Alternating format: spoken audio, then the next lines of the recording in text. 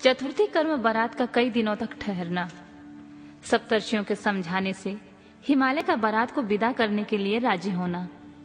मैना का शिव को अपनी कन्या सौंपना तथा बारात का पुरी के बाहर जाकर ठहरना। ब्रह्मा जी कहते हैं, तदनंतर विष्णु आदि देवता तथा ऋषि कैलाश लौटने का विचार करने लगे। तब हिमालय ने जनवासे में आकर सबको भोजन के लिए निमंत्रित किया। तत्पश्चात देवेश्वर शिव को आमंत्रित करके हिमाचल अपने घर को गए और नाना प्रकार के विधान से भोजन उत्सव की तैयारी करने लगे। उन्होंने प्रसन्नता और उत्कंठा के साथ भोजन के लिए परिवार सहित भगवान शिव को यथोचित रीति से अपने घर बुलवाया। शंभु के, विष्णु के, मेरे, अन्य सब देवताओं के, मुनियों के तथा वहां आए हुए सबके चरणों को बड़े आदर के साथ धोकर उन सबको गिरिराज ने मंडप के भीतर सुंदर आसनों पर बिठाया।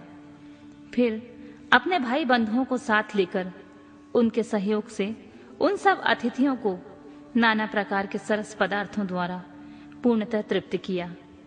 मेरे, विष्णु के तथा शंभु के साथ सब लोगों ने अच्छी तरह भोजन किया। नारद विधिवत भोजन करके, आचमन करके तृप्त हुए, प्रसन्न हुए और सब लोग हिमालय से आज्ञा ले अपने अपने डेरे पर गए। मुने, इस प्रकार तीसरे दिन भी गिरिराज ने विधिवत दान, मान और आदर आदि के द्वारा उन सबका सत्कार किया। चौथा दिन आने पर शुद्धता पूर्वक सविधि चतुर्थी कर्म हुआ, जिसके बिना विवाह यज्ञ अधूरा ही रह जाता है। उस समय नाना प्रकार का उत्सव हुआ।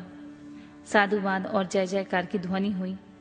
बहुत से सुंदर सुंदर दान दिए गए। भांति भांति के सुंदर गानों नृत्य हुए। पांचवें दिन सब देवताओं ने बड़े हर्ष और अत्यंत प्रेम के साथ शैलराज को सूचित किया कि अब हम लोग यहाँ से जाना चाहते हैं, आप आज्ञा प्रदान करें। उनकी यह बात सुनकर गिरिराज हिमवान हाथ जोड़कर बोले, देवगण, आप लोग कुछ और दिन ठहरें और मुझ पर कृपा करें। यूं कहकर उन्होंने स्नेह के साथ उन देवताओं को, भगवान शिव को, विष्णु को, मुझको और अन्य लोगों को बहुत दिनों तक ठहराया और प्रतिदिन विशेष आदर सत्कार किया। इस प्रकार देवताओं के वहां रहते हुए बहुत से दिन बीत गए। तब उन सब ने गिरिराज के पास सप्तर्षियों को भेजा। सप्तर्षियों ने हिमवान और मैना से समयोचित बात कहकर उन्हें समझाया, परम शिव तत्व का वर्णन किया तथा प्रसन्नता पूर्वक उनके सौभाग्य की सराहना की। मुने, उनके समझाने से गिरिराज ने बारात को विदा करना स्वीकार कर लिया। तत्पश्चात भगवान शंभु यात्रा के लिए उद्यत हो देवता आदि के साथ शैलराज के पास आए। देवेश्वर शिव देवताओं सहित कैलाश की यात्रा के लिए जब उद्यत हुए, उस समय मैना उच्च स्वर में रोने लगी और कृपा निधान से बोली, कृपा निधि, कृपा करके मेरी शिवा का भली भांति लालन पोषण कीजिएगा। आप आशुतोष हैं, पार्वती के सहस्रों अपराधों को भी क्षमा कीजिए। मेरी बच्ची जन्म जन्म से आपकी चरणार बिंदों की भक्त रही है और रहेगी। उसे सोते जागते समय भी अपने स्वामी महादेव के सिवा किसी दूसरे वस्तु की सुध नहीं रहती।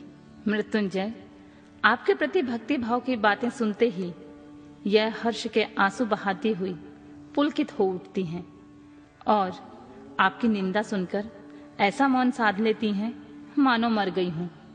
ब्रह्मा जी कहते हैं, नारद, ऐसा कहकर मेनका ने अपनी बेटी शिव को सौंप दी और उन दोनों के सामने ही उच्च स्वर में रोती हुई वह मूर्छित हो गई। तब महादेव जी ने मैना को समझाकर सचेत किया और उनसे विदा ले देवताओं के साथ महान उत्सव पूर्वक यात्रा की। ये देवता अपने स्वामी शिव के साथ सेवक गणों के साथ चुपचाप कैलाश पर्वत की ओर प्रस्थित हुए। वे मन ही मन शिव का चिंतन कर रहे थे। हिमाचलपुरी के बाहरी बगीचे में आकर शिव सहित सब देवता हर्ष और उल्लास के साथ ठहर गए और शिवा के आगमन की प्रतीक्षा करने लगे। मुनीश्वर, इस प्रकार देवताओं सहित शिव की श्रेष्ठ यात्रा का वर्णन किया गया है। अब शिवा की यात्रा का वर्णन सुनो, जो विरह व्यथा और आनंद दोनों से संयुक्त है।